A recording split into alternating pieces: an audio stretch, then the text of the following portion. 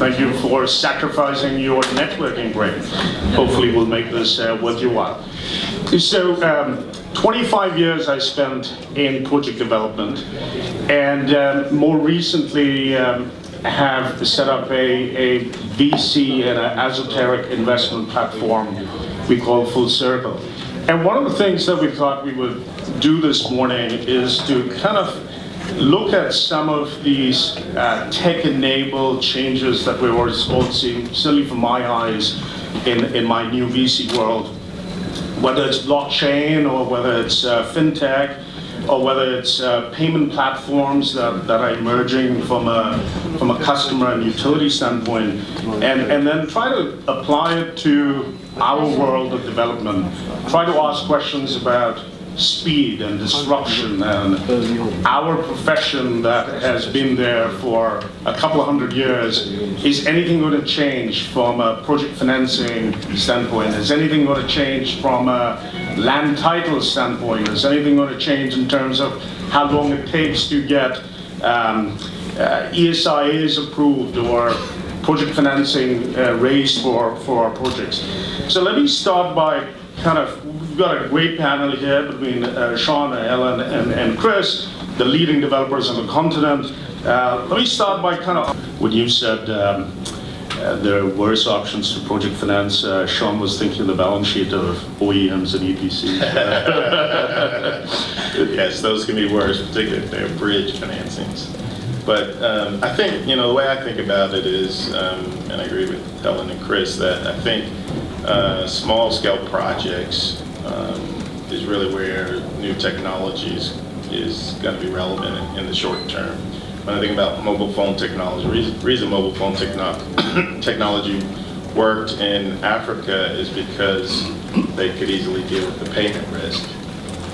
They had a unique advantage that we don't really have doing large-scale projects, is the mobile phone operator can cut off that particular phone that has not been paid, and then people can prepay, and they had systems to do that. So it became a very extremely credit-worthy enterprise for mobile phones, and a lot of African countries had some of the fastest uptake in mobile phone in the world, and so it became a very lucrative business. I can see that happening on small distributed generation technologies in the early stage, and then ultimately the question is whether there'll be some sort of convergence at some point in time, which I think there can be. I mean, ultimately the reason project finance is so difficult in Africa and time-consuming and expensive is because ultimately the utilities, for the most part, are not creditworthy, and so you have to jump through a lot of bells and whistles to get your project done. To the extent that there can be a convergence of credit, convergence of payment history, whether it's through fintech or other systems to be born yet, will be seen. But I definitely can see a convergence, hopefully in my lifetime. Let's switch gears a little from project finance to development finance. And we talked this morning as part of Barbara's benchmark survey report about the difficulties, the continued difficulties with development finance. Could you all, as seasoned developers, see crowdfunding applied to development finance? So the early stages for a developer to raise capital into your platforms, could you see a day where you actually offer it through Seeders.com or some other platform for crowdfunding? Do you see that, as opposed to going to Scott in the front row? I think Scott would really appreciate that too. Well, we said we'll do this as a fireside chat. What's interesting to me is that a lot of different, as we talk about these things, we're talking in the context of energy and power particularly, but these new technologies, business models are really set to transform a variety of industries. And so generically we think about sometimes how can we create products that are traditional in the capital markets, that look like traditionally products they've seen before that they invest in, and would they invest in it? Well, crowdfunding has kind of changed that dynamic in the sense that you're not thinking about public exchanges with typically institutional investors or hedge fund investors. Now you're thinking about retail investors and, would they be willing to take risk? And when I think about a lot of the crowdfunding that's done today, although it's not large scale, people are taking significant risk in crowdfunding.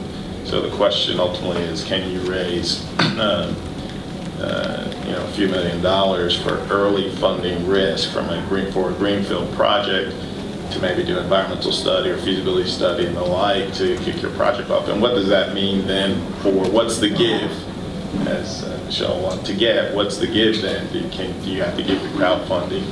And, it's intriguing. Helen, do you see ever a day where you get someone like Lily Singh, who has 19 million viewers on YouTube, to join your board and then get her viewers to give you $1 each through crowdfunding? Well, I'd try anything, frankly. But there's nothing new under the sun. Again, I have to cite our Lake Turkana wind project in Kenya, which is a very large project, 310 megawatts.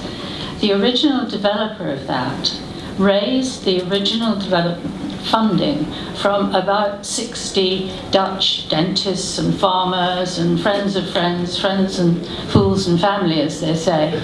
But that was over 10 years ago. Those guys are still sitting there waiting, hopefully, for their return one day. It's a very long time for them to sit there watching this project painfully crawl to development. But that is the way it was initially funded, and I take my hat off to them. And we've seen more than one example of that. Whether crowdfunding on a massive scale, the way you say, could be done, I don't know. But we are looking at an expansion of the Lake Turkana project, and we are looking at doing it in a very different way. And I can't say more than that, but all I can say is watch this space. Chris, how about you? Are you a believer? Would you try this? I'm in a lucky position that I don't need to try that. But having said that, I think crowdfunding has some future in development funding. I tell you where I'm a bit concerned about is that we all know that development is actually the riskiest part of the life of a project. We all know that, particularly in Africa, we are lacking credible projects. As I said before, financing is actually available. The problem is the credible projects. And what I'm a bit afraid is that if you have the mums and pops, putting the pennies and dollars into crowdfunding on a project somewhere in Africa, they don't really understand the risks. Right? Yes, in the beginning they may be all right, but I'm afraid about the failure rate if that happens. So let me push you back a little bit on this, Chris. So think about the same mums and pops investing on venture deals with a kid straight out of school, with a degree or without a degree, promising them the moon and an exit on some Silicon Valley exit for many multiples. And that kid doesn't have your experience. Right. So the mom and pop who's betting on your deals, I think has lower risk than betting on those VC deals that get done all the time. So the risk part of it. That's right. I think exactly. This is where you have to differentiate whether you want to, as a crowd funder, you want to invest in somebody who has no experience, a great idea, but no track record or limited track record, or somebody like our companies here, which have shown that we can not only talk, but we walk the talk and we implement the projects. There, I think crowdfunding could make a difference. The problem again here is we are, at least the three of us, we are all involved in very big projects. We are not talking about $1 million or $2 million. A project development will cost you 10 million upwards, and as Helen said, it takes 10 years. So are those guys really the right? Are those people really the right people who can wait for 10 years for a greenfield project to materialize to get to financial closing? Maybe, but I have my doubts. Sure. Should we kind of talk a little about blockchain, right? And particularly in the context of land rights. I know, for example, in Lake Turkana, you've had all kinds of easement issues, particularly on the T&D. Could we see the blockchain technology solving for anything that could make things go faster, ultimately for lenders to get comfortable on security packages?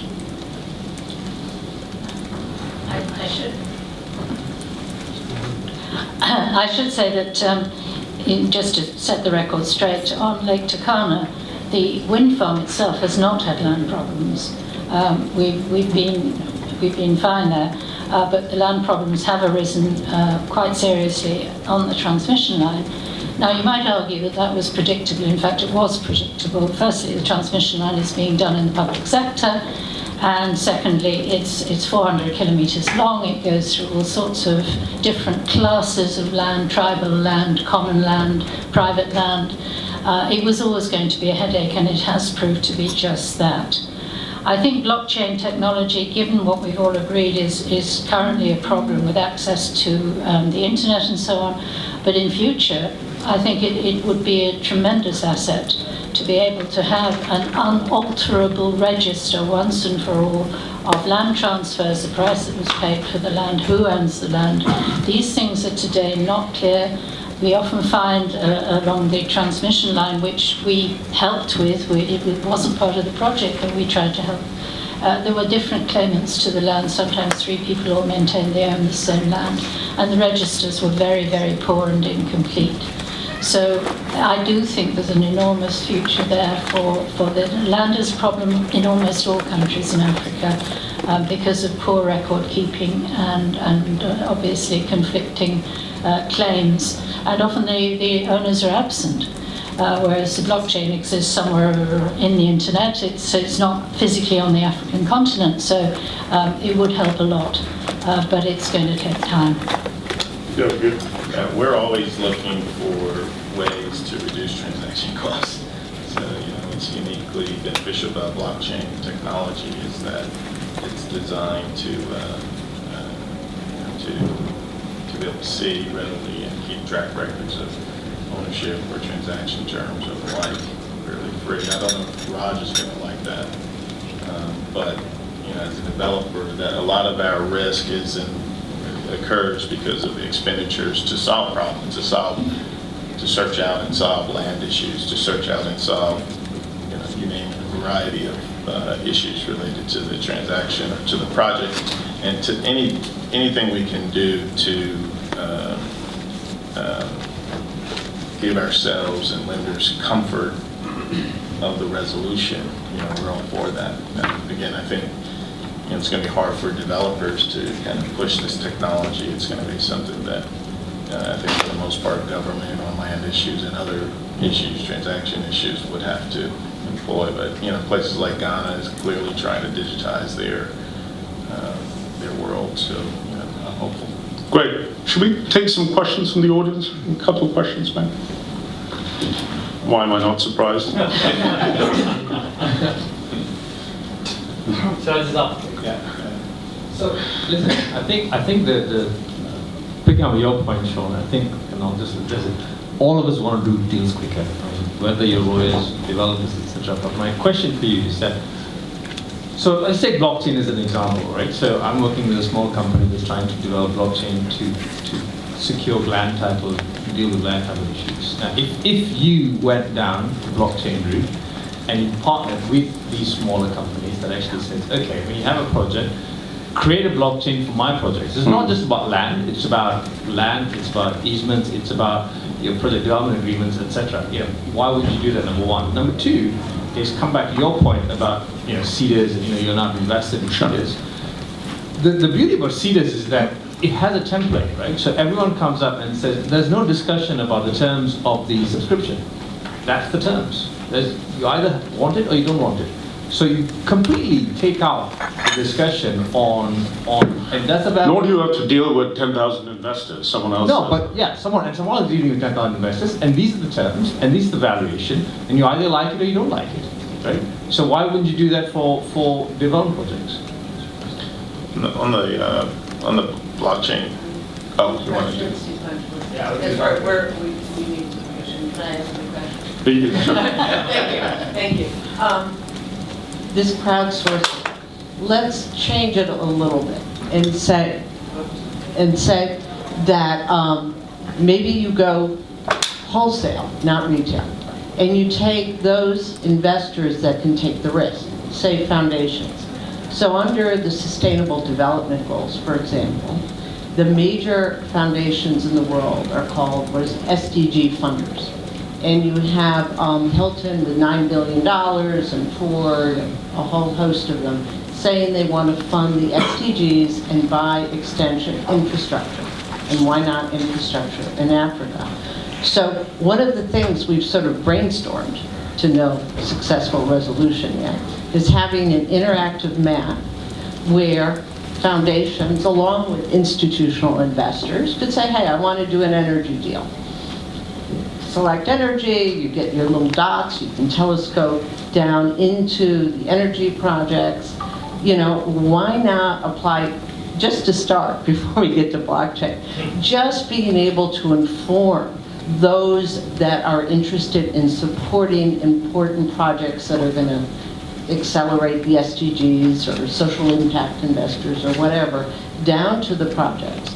And the second part of that question is, I've seen in small mini hydro projects in Tanzania, crowdfunding working already, where all of a sudden, off the grid, you have the church crowdfunding from their congregation, the development funds, the Tanzania National Renewable Energy Agency may not even know about the project. They get the project done, but they're there to cut the ribbon. You know, so I mean, I think there's a lot of, and also payment, reducing payment risk by just using like your, you know, your little card. So there's a lot of transitional kinds of things that could be done, as well as crowding in some of the bigger guys more into your African projects.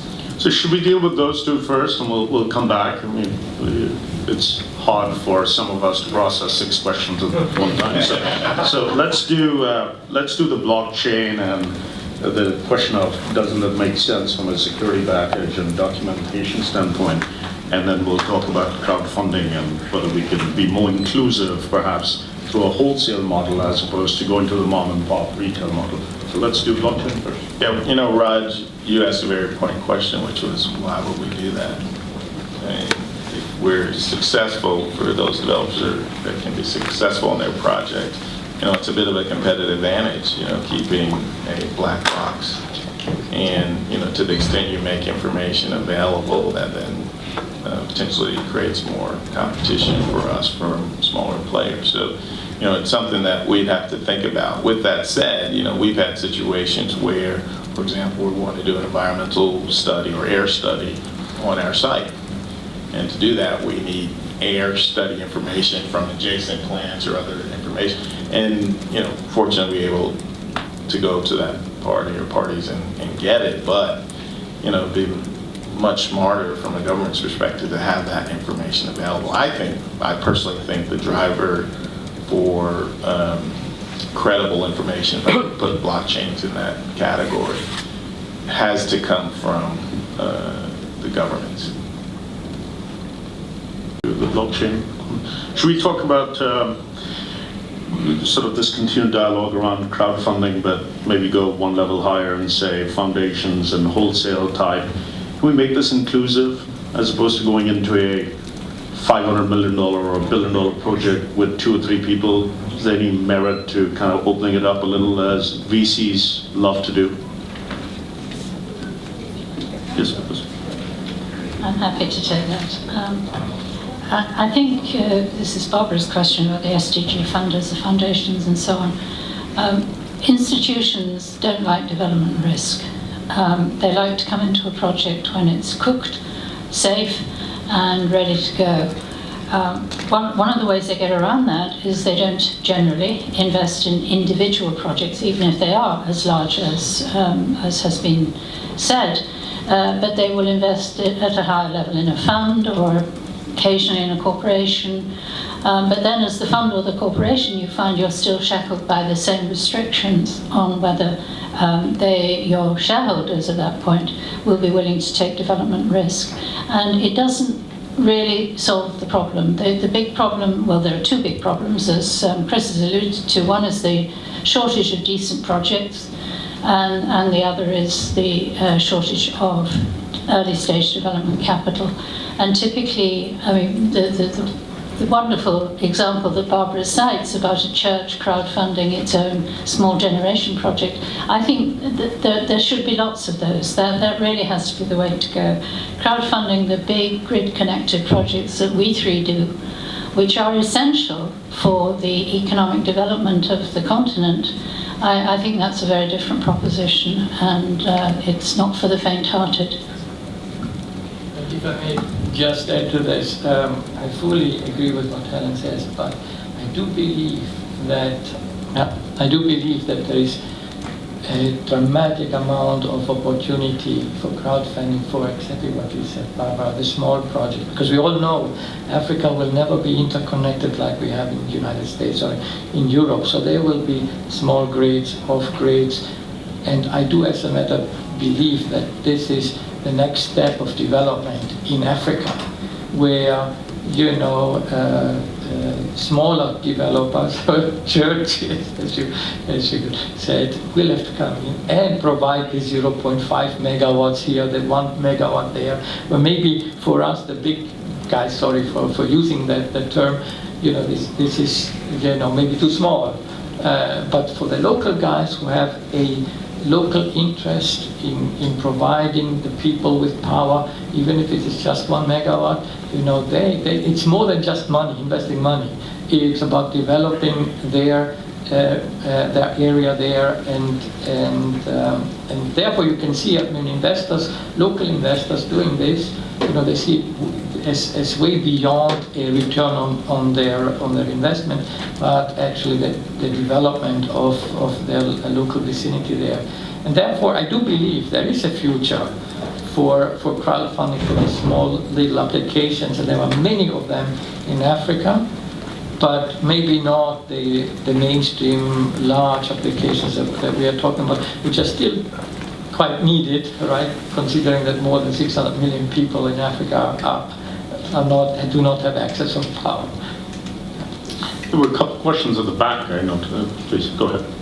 Thank you. My name is John Karanja. I'm from BitHub Africa, which is a blockchain incubator based in Nairobi, and we're actually working on an energy access project using blockchain technology for off-grid and mini-grid solutions. So my original question was sort of answered by the panel right now. But one of the things we've been able to see with blockchain technology is it allows for people to transact in a peer-to-peer fashion at very low costs and also hold each other accountable using the blockchain. So my question is, how can we create a framework, whether it's regulations or policies or structures that allows for people with capital? I heard somebody from a pension fund saying that they don't have opportunities to invest in, to now enter this space and work with local communities, building grassroots solutions and using the blockchain to hold all these transactions accountable. Great. And we'll take one more. There's one more at the back. Right behind you. Right behind you. Thank you. Hello everyone. My name is Demba, and I am the head of investment at Francis, which is the sovereign investment fund of Senegal. But here I'll be talking more like an ICT guy. I spent 20 years of my career working in ICT, and when I started, it was in '96. Do you want to come up and join us? I thought that I would be better in this panel than the one of the afternoon. Anyway, in '96, we were doing a strategy work for the mobile market in Senegal. And in our best guess, we were looking at 30,000 subscribers. Right now, we are 50 million subscribers in Senegal. So, and in '97, I was working for BT in France, and we were launching the internet in France. And I can tell you, there was no way for us to think about what we are having right now in France, let alone in Africa. So I think that for the blockchain and for all those things, what we are saying right now, we will now start in 10 years. Because we are not the people that will do that. The people, these young guys, and they have a different set of different mind. They have a different way of thinking. When I talk to my kids, they're 18 and 17. We are two different worlds. I am a tech guy, and what I really believe is that in terms of investment and blockchain, what we have to look at in terms of analogy is the bond market. The bond market is the way of getting money from many people, individual people, lenders. And we built the bond market for that. So what we should look at is say how we can use blockchain and how we can use it to build the equivalent of a bond market in terms of investment. Great, thank you. One last question with Chidi here in the front. So thank you for that. So that's a reminder for all of us to think big, that we can't keep saying off-grid and micro and this is not for me. Maybe there's someone out there who's going to disrupt us and change our lives. So yeah, I mean, what I'm going to say is just to latch on to, what here. I think part of the, the first thing is we've got to have a bit of patience in terms of how fast we can move. It takes 9 months to make a baby, no matter how many men you put on the job.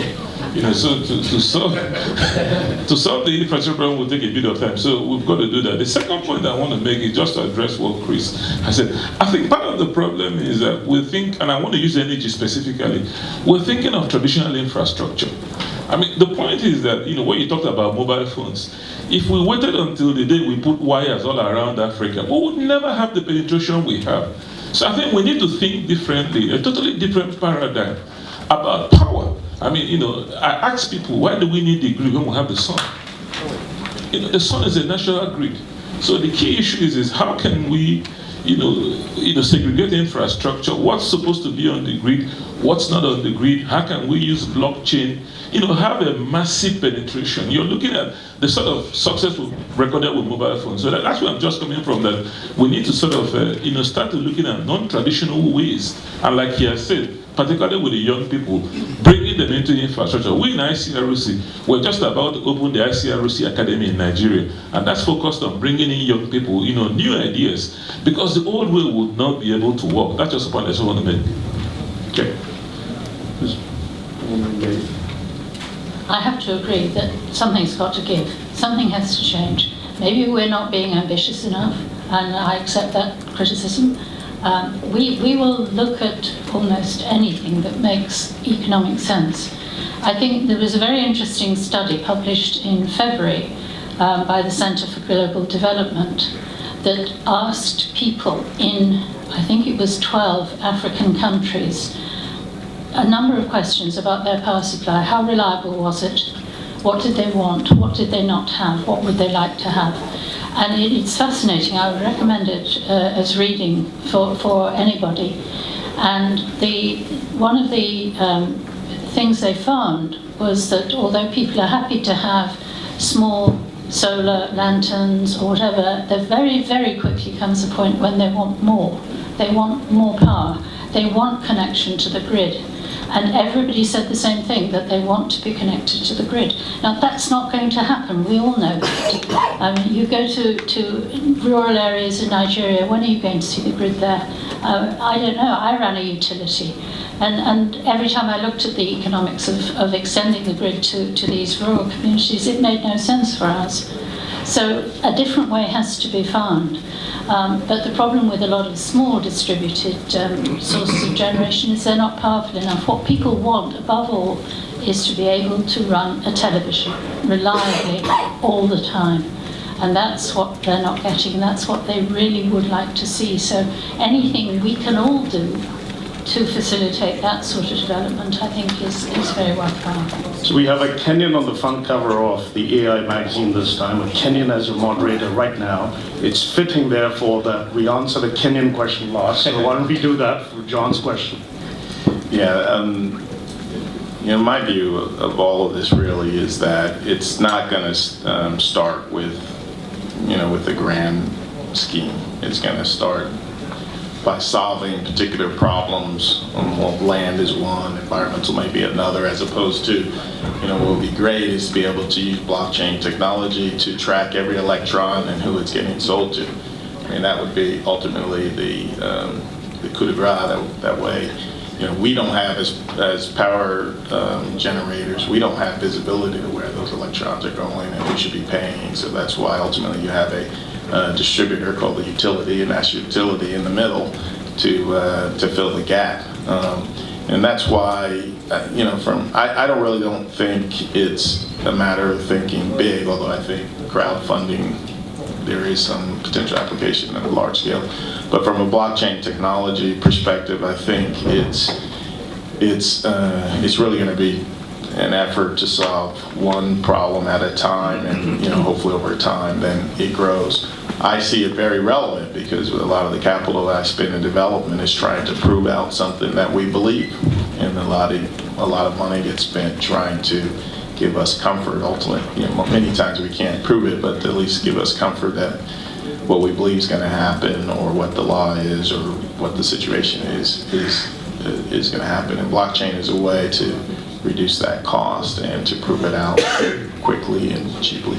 In terms of grid connectivity, my view again is it's not going to be for most of emerging markets, including Africa. It's primarily going to be through mobile phones. When I watch my kids, they don't really get on computers to look at the internet. They're on their phone.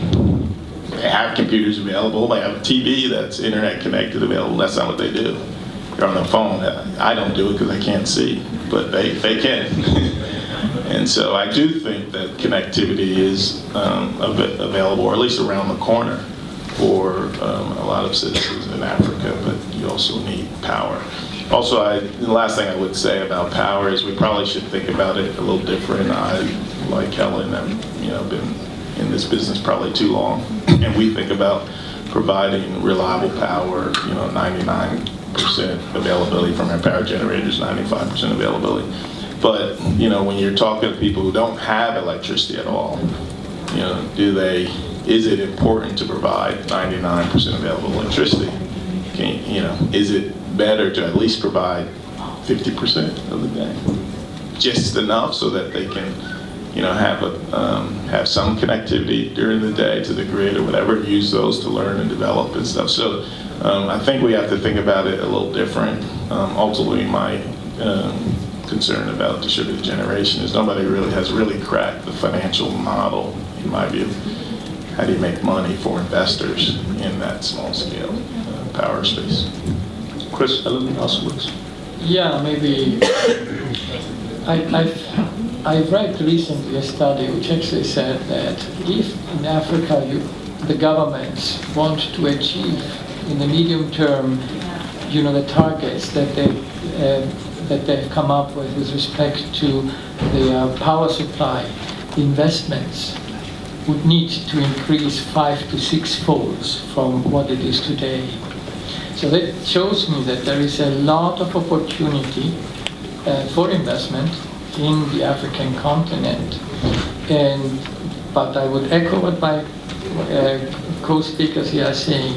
I do believe that only a portion of this will be through, let's say, the standard approach. And obviously, the other thing it says is if the study said that if we don't increase the investment and we go just business as usual, it will take those countries until 2085 to achieve those targets. Obviously, this is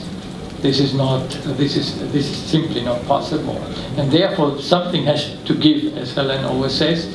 Something new has to come there, and I do believe now, with my last comment, there's only not only DevTech and that we're talking about, but there is also new technology that's coming up, like, for instance, battery storage, which is maybe today not the most competitive part, but in 5 to 10 years, everybody expects this to happen. And if we have this type of solution on an economic basis, I think a lot of new ways of doing business, including financing, small deals with crowd financing, etc., will be much more feasible than it is today. All right, with that, over to you, Barbara. Thank you. Well, I'm sure all of you will. I really thought when I looked at the topic, I was a little bit skeptical, to be honest. But I think Africa. But, you know, there's really something here. I was in Germany 2 weeks ago at an Industry 4.0 conference. Vishal was telling me. And so, you know, it was fascinating. But it is going faster. This whole revolution is going faster. And Africa has the potential to leapfrog. You know, so we really need to, and we also have to bring in the climate smart technologies as well. So there's a real opportunity for all of us to innovate together in thinking through how to push this, but at the same time, project finance has been this stable. We know that project finance deals perform better. So how can we, of course, we've talked about it forever, standardize and simplify, you know, and get governments and DFIs to help us get the deals done. But you guys have really pushed the envelope, and we thank you. So please join me in thanking our wonderful panel speakers. Doing business in Africa, you can't afford to be without Africa Investor.